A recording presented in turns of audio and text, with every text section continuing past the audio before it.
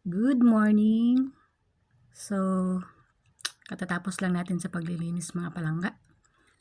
Mag-aalmusal muna tayo kasi para may energy tayo. So, ito pala yung almusal natin ngayon. Ito ay shawarma. Tapos ito ay patatas to siya na may parang mayonnaise. Tapos medyo maanghang siya. Niluto. Hindi ko parang binibake ito siya. Hindi ko alam kung anong pangalan ito pero masarap siya guys. At saka ito shawarma. Alam niyo na dito, 'di ba? Dito sa Riyadh, sa Saudi, mahilig sila sa mga ganito. Tapos meron tayong kape. Ayan, meron tayong kape. Ito ang almusal natin ngayon. So, kakaakyat lang natin dito sa taas at tayo ay kakain ng ating almusal para naman may energy si Ate Kats nyo. So, kain tayo.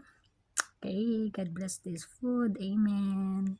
Yan, lagi tayo magpipray bago tayo kumakain. Kasi, magpapasalamat din tayo sa Panginoon sa mga blessings na binibigay niya sa atin sa araw-araw. At na mga na ginaguide niya tayo palagi. So, yun. Kain tayo.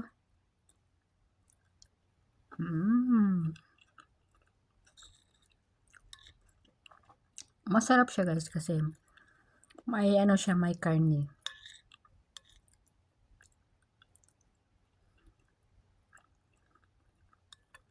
Sarap.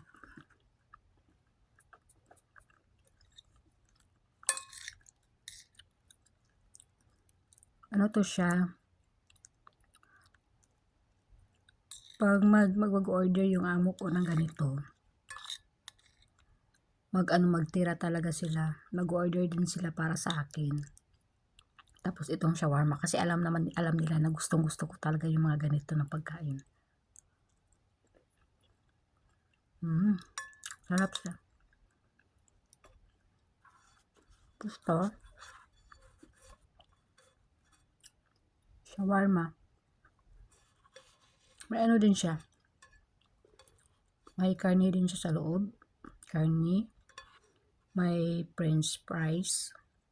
Tsaka may pickles.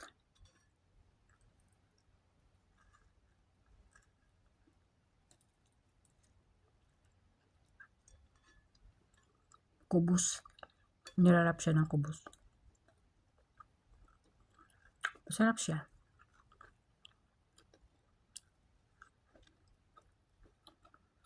Almusal. Kape. Mainit-init pang kape natin. Yun. Kailangan natin kumain sa almusal. Kasi importante ang almusal. Kasi ito yung para mag-start tayo sa ating trabaho, kailangan tayong kumain sa umaga.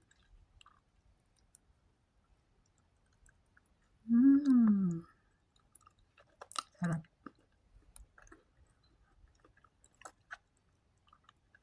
So, hanggang dito lang muna. Kakain mo ng Ate Kats nyo. Bye-bye. Ingat kayo palagi.